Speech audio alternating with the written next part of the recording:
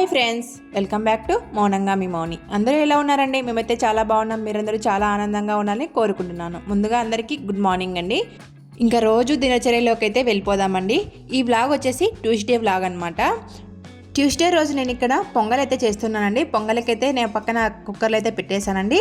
ఇక్కడ ఇటు సైడ్ అయితే పిల్లలకైతే కొంచెం జలుబు దగ్గులాగా వస్తుందని చెప్పేసి మార్నింగే బ్రష్ చేసిన వెంటనే పుక్కలిస్తారని చెప్పేసి హాట్ వాటర్ అయితే పెట్టేశాను. హాట్ వాటర్ పెట్టేసి వాటిలో నేను 1 టేబుల్ స్పూన్ కానీ 1.5 టేబుల్ స్పూన్ కానీ కల్లుప్పును అయితే యాడ్ చేసేసి కొద్దిగా గోరువెచ్చగా ఇచ్చేస్తే పుక్కలిస్తే ఆ గల్లంతా కూడా బయటికి వచ్చేసి అలాగనే గరగర గొంతులో గరగర అనేది కూడా వెళ్ళిపోతుందని చెప్పేసి హాట్ వాటర్ అయితే పెట్టేశానండి పాపకైతే.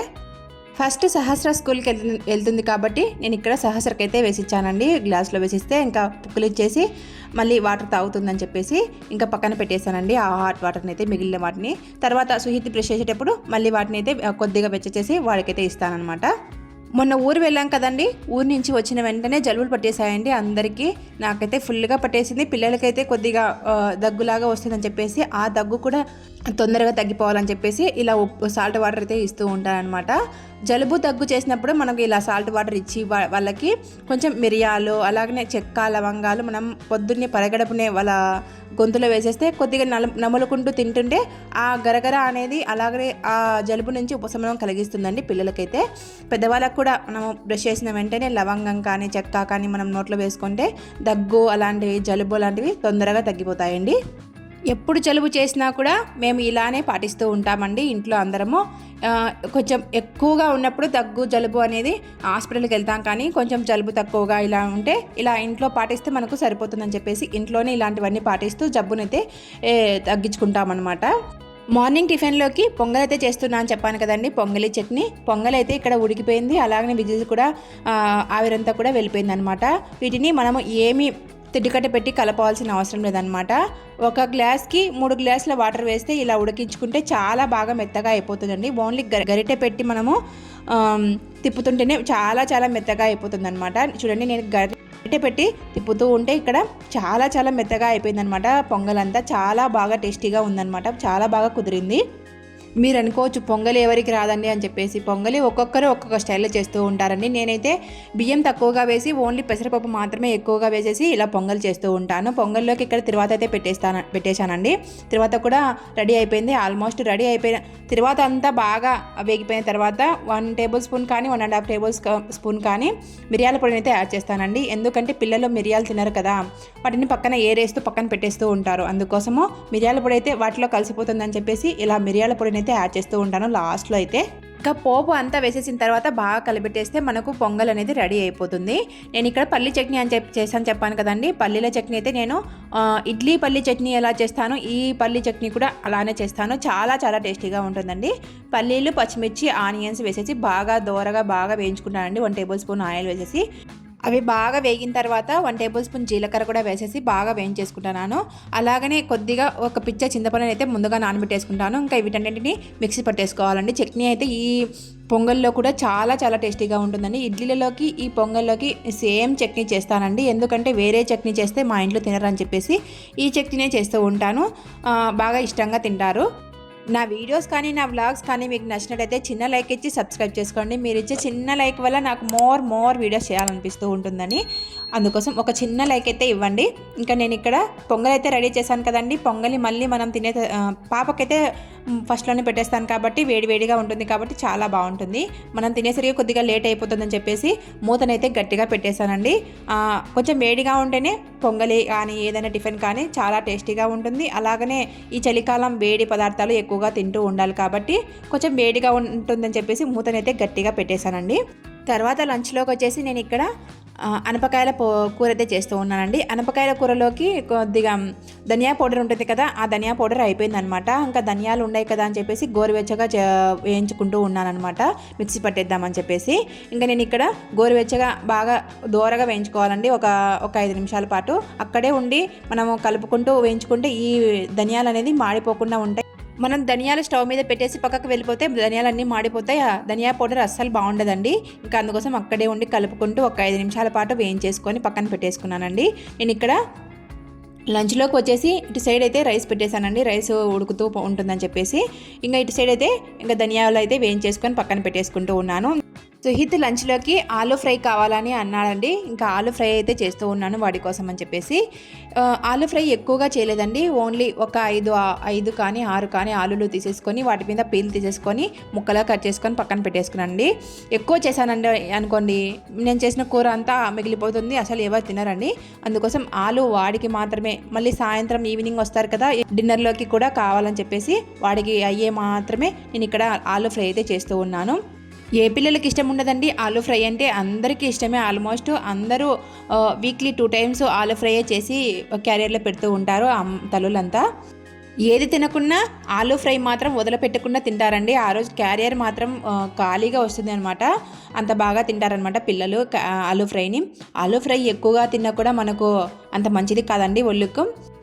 చిన్నపిల్లలుగా ఉన్నప్పుడు ఎప్పుడూ ఆలూ ఫ్రై ఉడకబెట్టి పెడుతూ ఉంటారు కదా, అలా ఎక్కువగా పెట్టకండి. ఎందుకంటే అస్సలు ఆలు మంచిదే కాదనమాట. డాక్టర్స్ అందరూ మంత్లీ బేబీస్ ఉంటారు కదా, వాళ్ళకైతే ఆలు ఉడకబెట్టి పెట్టండి అంటూ ఉంటారు కదా. ఆలు కానీ క్యారెట్ కానీ ఏ ఫుడ్ అయినా కానీ అతిగా తింటే రోగము, అమితంగా తింటే ఆరోగ్యము అంటారు కదండి. ఆ సామెత చాలా బాగా వర్తిస్తుంది అనమాట ఈ విషయంలో. ఎందుకంటే అతిగా ఏదైనా తిన్నామనుకోండి, అది మన జీర్ణశక్తిని గడబిడా చేసేసి అంతా బాగుండదు అనమాట ఒళ్ళుకు. ఆ ఫుడ్డే తక్కువగా తిన్నామనుకోండి, అది ఆరోగ్యానికి మంచిది. మీతో మాట్లాడుతూ ఉండగానే నేను ఇక్కడ ఒక ఆలూ ఫ్రై అయితే రెడీ చేసేసానండి. ఆలూను ఎక్కువగా మనము వేపకుండా కొంచెం లైట్గా ఉన్నప్పుడే బ్రౌన్ కలర్ వచ్చినప్పుడే కొంచెము ఉప్పు, కారం లేదంటే కొబ్బరి పొడి చల్లేస్తే చాలా టేస్టీగా ఉంటుంది. ఈ ఆలూలు అయితే ఎంత బాగా వచ్చాయంటే అంత బాగా వచ్చాయండి. అసలు ఒక్కదానికొకటి అతుక్కోకుండా బాగా విడివిడిగా పొడి పొడిగా వచ్చాయండి ఆలూ ఫ్రై. పిల్లలు కూడా ఆలూ ఫ్రై ఇలా ఉంటేనే, పొడి పొడిగా ఉంటేనే చాలా ఇష్టంగా తింటారండి. మనం ముద్దలాగా చేస్తే అస్సలు తినరనమాట. ఆలూ ఫ్రై పొడి పొడిగా రావాలంటే మనము ఆలూను కోసిన వెంటనే ఉప్పు నీళ్ళలో వేసేసి ఒక 5 నిమిషాలు బాగా నానేసిన తర్వాత బాగా వాటర్ అంతా పోయే వరకు స్ట్రెయిన్ చేసేసి తర్వాత మనము ఆలూ ఫ్రై చేసుకోవాలండి. అప్పుడు మనకు ఆలూ ఫ్రై అనేది బాగా పొడి పొడిగా విడివిడిగా వస్తాయన్నమాట. అలా కాకుండా కూడా ఒకవేళ మనం అవన్నీ ప్రాసెస్ అంతా పెద్దది కాబట్టి అలా చేసుకోకుండా ఓన్లీ ఆలూనంతా ముక్కలుగా కట్ చేసేటప్పుడు కొంచెం పెద్దగా కట్ చేసుకోవాలండి ఆలూను. అప్పుడే మనకు ముక్క విరగకుండా మెత్తగా కాకుండా ఉంటుందన్నమాట. ఆలూ ఫ్రై రెడీ అయిపోయిందండి. అటు సైడు రైస్ కూడా బాగా ఉడికిపోయిందనమాట, మగ్గుతూ ఉందన్నమాట. అనపకాయల పులుసు అయితే చేసా అని చెప్పాను కదండి. అనపకాయల కూరలో అయితే విజిల్ అంతా పోయిన తర్వాత మళ్ళీ స్టవ్ మీద పెట్టేసి ఉడకబెట్టేసుకుంటూ ఉన్నాను. నేను ఫస్ట్లో ధనియా పౌడర్ పెట్టేసాను కదండి, ఆ ధనియా పౌడర్ అయితే వేయలేదనమాట ఫస్ట్లో. ఇంకా వేయలేకోకుండా అంటే లాస్ట్లో వేసేసి కొద్దిసేపు ఒక 5 నిమిషాలు ఉడికించుకున్నానండి. అప్పుడు కొంచెం బాగుంటుందని చెప్పేసి. మామూలుగా అయితే అన్నీ వేసేటప్పుడే ధనియా పౌడర్ కూడా వేసేసి బాగా ఉడికించుకుంటానండి. ధనియా పౌడర్ లేదని చెప్పేసి కొంచెం లేట్గా పట్టేశాను కదా, అందుకోసం లాస్ట్లో వేసేసి ఒక 5 నిమిషాలు ఉడికించుకుంటూ ఉన్నాను.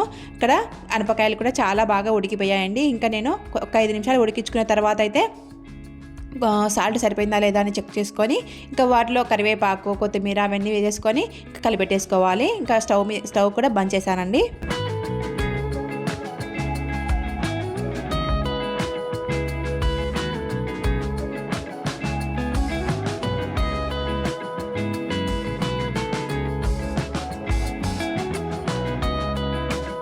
భోజనాల కార్యక్రమం అంతా అయిపోయిన తర్వాత లాస్ట్ వీడియోలో నేను మా అవ్వ వచ్చింది జాకెట్ స్టిచ్ చేస్తున్నా అని చెప్పాను కదండి. కటింగ్ అయితే చూపించాను కదా, ఇంకా ఇక్కడైతే స్టిచ్ చేస్తూ ఉన్నాను.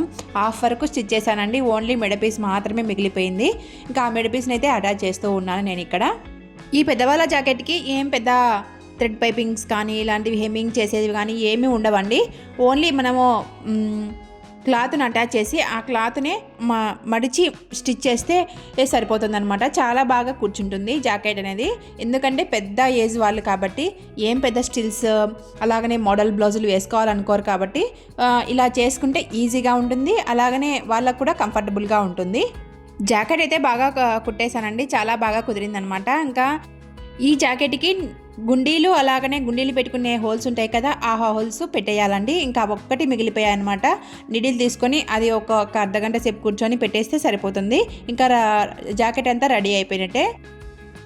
బ్లౌజ్కి మెడ పీస్ అంతా అటాచ్ చేశానండి. అటాచ్ చేసిన తర్వాత మనము అక్కడక్కడ ఖర్చులు పెట్టేసుకుంటే మెడ పీస్ అనేది బాగా నీట్గా కుదురుతుంది. అలాగనే మనం కుట్టేటప్పుడుగా కుచ్చు రాకుండా ఉంటుంది. నేను అందుకోసం అక్కడక్కడ కట్ అయితే పెడుతూ ఉన్నాను. అక్కడ కట్ పెట్టేసి ఇంకా మర్చేసి స్టిచ్ చేస్తూ ఉన్నాను. ఇలా చేయడం వల్ల జాకెట్ అనేది ముడతలు రాకుండా అలాగనే నీట్గా మెడ పీస్ అనేది నీట్గా వస్తుందండి. ఏ జాకెట్ అయినా కానీ ఇప్పుడు నేను ఇక్కడ ఓల్డ్ ఏజ్ జాకెట్ అయితే స్టిచ్ చేస్తూ ఉన్నాను కదా బ్లౌజు. ఈ బ్లౌజ్కే కాదండి, మన బ్లౌజులు కానీ మన చిన్నపిల్లల ఫ్రాక్స్ కుడుతూ ఉంటాం కదా, ఆ ఫ్రాక్స్ కానీ మనం ఇలా మెడ గోటు కానీ పీస్ కానీ అటాచ్ చేసేటప్పుడు అటాచ్ చేసిన తర్వాత కట్ అయితే పెట్టుకోవాలండి. అక్కడక్కడ కట్ పెట్టడం వల్ల ఆ మెడ అనేది కూర్చుంటుంది, బాగా కుదురుతుంది. జాకెట్ కానీ ఫ్రాక్ కానీ చిన్నపిల్లల ఫ్రాక్ కానీ పెద్దవాళ్ళ ఫ్రాక్ కానీ దగ్గరగా పెట్టి చూపిస్తున్నా చూడండి. నేను ఇక్కడ ఇంకా అంతా అటాచ్ చేసేసి లోపలి వైపుకైతే మడత పెట్టేసి స్టిచ్ చేస్తూ ఉన్నాను. ఇలా స్టిచ్ చేయడం వల్ల మనకు పని ఈజీగా ఉంటుంది, అలాగనే హెమ్మింగ్ చేయాల్సిన అవసరం కూడా లేదనమాట. ఈ జాకెట్ కుడుతూ ఉంటే మా అబ్బా వాళ్ళ అమ్మ ఉండిందండి మాకైతే, మేము చిన్నపిల్లలుగా ఉన్నప్పుడు మా ఇంట్లో. ఆమె కూడా ఇలానే గుండీలు పెట్టుకొని జాకెట్ అయితే వేసుకునేది. అప్పుడప్పుడు గుండీలు లేకపోయాయి అనుకోండి ముడి వేసుకునేది అనమాట జాకెట్ని. ఆ జాకెట్ ముడి వేసేసుకొని తొడుక్కునేది. చాలా బాగా చూసుకునేదండి మమ్మల్ని అయితే. ఈ జాకెట్ స్టిచ్ చేస్తూ ఉంటే నాకు కూడా ఆమె గుర్తుకు వచ్చిందండి. ఆమె కూడా ఇలానే గుండీల జాకెట్ అయితే వేసుకుంటూ ఉండేదన్నమాట. ఇంకా నేను మీతో మాట్లాడుతూ ఉండగానే ఇక్కడ జాకెట్ అయితే ఫినిష్ చేశానండి. చాలా బాగా నీట్గా కుదిరిపోయింది అనమాట. జాకెట్ అనేది బాగా నచ్చేసింది మా అవ్వకైతే. మెడ కూడా రౌండ్గా అలాగనే హ్యాండ్స్ కూడా బాగా వచ్చేసాయి. వెనకల పార్ట్ ముందర పార్ట్ అంతా బాగా నీట్గా వచ్చేసింది. ఈ జాకెట్ కుట్టడానికి నాకు ఓన్లీ హాఫ్ అన్ అవర్ కానీ 3/4 గంట టైం పట్టిందండి. అంతే టైం పట్టింది, ఇంకా ఎక్కువ టైం అవసరం కూడా లేదండి. అంత టైం మాత్రమే పడుతుంది బాగా కుట్టే వాళ్ళకైతే. అప్పటికి టైం వచ్చేసి 4:30 అయిందండి. ఇంకా ఆ టైంలో నేను ఇక్కడ అరిసెలు అయితే చేస్తూ ఉన్నాను. అరిసెలండి. నేను ఈ పిండి మా పెద్దమ్మ పెట్టించింది అనమాట. కొద్దిగా ఉంది తీసుకెళ్ళని చెప్పేసి నాకు పెట్టించిందండి. ఆ అరిసెల పిండిని ఫ్రిడ్జ్లో నుంచి తీసేసి ఒక 2 గంటలు 3 గంటలు తీసేసిన తర్వాత బాగా ఆ ఫ్రిడ్జ్లో ఉండే కూల్ అంతా వెళ్ళిపోయిన తర్వాత వీటిని బాగా పిసుక్కుంటూ ఉన్నానండి. అంటే మనకు అరిసెలు తయారు కావాలంటే కొంచెం మెత్తగా స్టిక్గా ఉంటే బాగా వస్తుంది కదా, అందుకోసం స్టిక్కీగా లేదని చెప్పేసి పొడిగా అవుతుందని చెప్పేసి కొద్దిగా పాలనైతే యాడ్ చేసేసి నేను ఇక్కడ పిసుకుతూ ఉన్నానండి. ఇలా పాలన యాడ్ చేసేసి పిసకడం వల్ల అరిసె అనేది బాగా నీట్గా వస్తుంది, అలాగనే టేస్టీగా ఉంటుందన్నమాట. మనము ఎన్ని రోజులు ఉన్నా కూడా ఫ్రిడ్జ్లో తీసి పెట్టేసి ఇలా పాలన యాడ్ చేసేసి అరిసెలు చేస్తే చాలా నీట్గా వస్తాయి, చాలా టేస్టీగా ఉంటాయండి. అసలు మీలో ఎంతమందికి ఇష్టమండి వేడి అరిసెలు తినడం అంటే? నాకైతే చాలా ఇష్టం అండి అరిసెలు అంటే. వేడిగా ఉన్నప్పుడే ఒక 4-5 తినలేనండి, ఒక 2-3 అయితే తింటానమాట వేడిగా ఉన్నప్పుడే. తినేసి ఇంకా మళ్ళీ వాటి జోలికైతే వెళ్ళనండి. మళ్ళీ ఎప్పుడన్నా తినాలనిపిస్తే అప్పుడొకటి తింటాను. ఇంకా లేదంటే అసలు తినను అనమాట అరిసెలు అనేవి. వేడిగా ఉన్నప్పుడు 2-3 అయితే లాగిచ్చేస్తానమాట. అక్కడే కూర్చొని పొయ్యి దగ్గరే కూర్చొని. నా చిన్నప్పుడు అయితే నేను అలానే తినేదానండి. వేడిగా ఉన్నప్పుడే అరిసెలన్నీ కూడా తినేసేదాన్ని, మళ్ళీ అసలు వాటి జోలికే వెళ్ళేదాన్ని కాదు. ఇప్పుడు కూడా అదే అలవాటు వచ్చేసిందండి. ఇంకా మీతో మాట్లాడుతూ ఉండగానే నేను ఇక్కడ అరిసెలు అయితే ప్రిపేర్ చేస్తూ ఉన్నాను. అరిసెలు నీట్గా వచ్చేసాయండి, చాలా బాగా కుదిరాయి అనమాట. మా అవ్వకు 2 పెట్టానండి. చాలా బాగున్నాయమ్మా వేడిగా ఉన్నప్పుడే తిన్నానని చెప్పేసింది. అవ్వ కూడా బాగానే తింటుందండి, స్వీట్ కానీ హాట్ కానీ. 85 ఏళ్ళ వయసు ఉందంటే కొద్దిగా తిండి తినడం వల్లే వాళ్ళు ఇంకా బలంగా పుష్టిగా ఉన్నారనే చెప్తానండి నేనైతే. మా అవ్వ ఎప్పుడోసారి నాకు దగ్గరికి వస్తుందండి, అప్పుడు కూడా ఆమెకి ఇష్టమైనట్టే చేస్తూ ఉంటానన్నమాట. పొద్దున పొంగల్ చేశా అని చెప్పాను కదండి, ఆమెకి ఇష్టం అని చెప్పేసి పొంగల్ అయితే రెడీ చేశాను. పొంగల్ చేయమ్మా అని అడిగితే ఇక నేను ఇక్కడ అరిసెలన్నీ కూడా ప్రిపేర్ చేసేసి పిల్లల స్నాక్స్కి అయితే రెడీ చేసేసానండి. పిల్లలు వచ్చిన వెంటనే ఇలా స్నాక్స్కి వేడిగా అరిసెలు తింటే చాలా టేస్టీగా ఉంటాయి, అలాగనే ఆరోగ్యానికి కూడా చాలా మంచిది కదండి వాళ్ళకైతే. మన చిన్నప్పుడు మన అమ్మ వాళ్ళు మనకి ఇలాంటి అరిసెలే పెట్టేవాళ్ళు కదండి. అరిసెలు కానీ కజ్జికాయలు కానీ చేసి పెట్టేవాళ్ళు. మనం ఇంటికి వచ్చేసరికి అరిసెలన్నీ రెడీ అయిపోయాయండి, చాలా టేస్టీగా ఉన్నాయి. చూడండి, వీడియో నచ్చితే చిన్న లైక్ ఇచ్చి సబ్స్క్రైబ్ చేసుకొని, నావి ఖచ్చితంగా యూస్ఫుల్గా ఉన్నాయని చెప్తే లైక్ ఇచ్చి సబ్స్క్రైబ్ చేసుకోండి. మరొక మంచి వీడియోతో మళ్ళీ కలుస్తాను. ఉంటానండి, బాయ్.